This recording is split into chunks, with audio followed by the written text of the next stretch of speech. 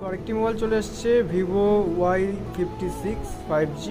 তো কন্ডিশন দেখতেই পাচ্ছ, পুরো ব্যান্ড হয়ে গেছে ফোনটা, সামনের স্ক্রিন তো পুরাই ব্রোকিং অবস্থা, খুবই খারাপ ফোনের। তো ফোনে এখন লাগানো হবে মিডিল এবং ডিসপ্লে, যেটা আমি ইউজ করি ফাইটারের। তো চলো আজকে এটাকে বানানো যাক। প্রথমে আমরা যেটা করব, আমাদের যে পুরনো বডি আছে সেটার থেকে আস্তে আস্তে সব পার্ট খোলা শুরু করব।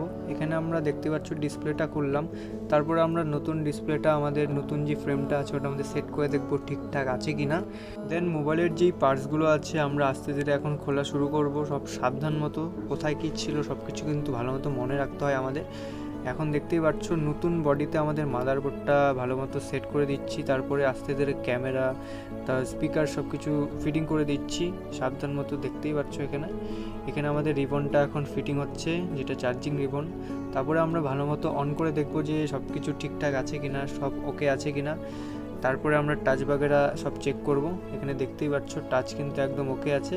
এখন আমরা বডিতে কিন্তু গ্লু লাগানো শুরু করব, যেটা সবচেয়ে মেন কাজ আমাদের। তারপরে আস্তে করে অ্যালাইন করে ডিসপ্লেটাকে বসিয়ে দেবো। অ্যালাইন করে বসানোর পর আমরা কিন্তু আমাদের ডিসপ্লে যে রিবনটা আছে লাগিয়ে আমরা কিন্তু গার্ডার মেরে দেবো ভালো মতো। গার্ডার মারার পর দেখবো অন করে ঠিক আছে কিনা। তো গাইস দেখতেই পাচ্ছ আমাদের ফোন কিন্তু রেডি হয়ে গেছে, ডিসপ্লে লাগানো কমপ্লিট এটাতে। তো ফোনে চার্জ ছিল না, এর জন্য চার্জে বসিয়ে দিলাম এবং দেখতেই পাচ্ছ বেরিয়ে হয়েছে সেট, একদম টনটনা পারফেক্ট, একদম কাজ করছে সব কিছুই। আর করে ফাইটারের ডিসপ্লে লাগিয়ে থাকি, ফাইটারের ডিসপ্লে কিন্তু খুবই ভালো। তো তোমরাও যদি এরকম রিপেয়ারিং করাতে চাও তাহলে তোমাদের আসতে হবে শিলিগুড়ি চানপাড়া মেন রোড, একদম সুবিধা ভবনের পাশে।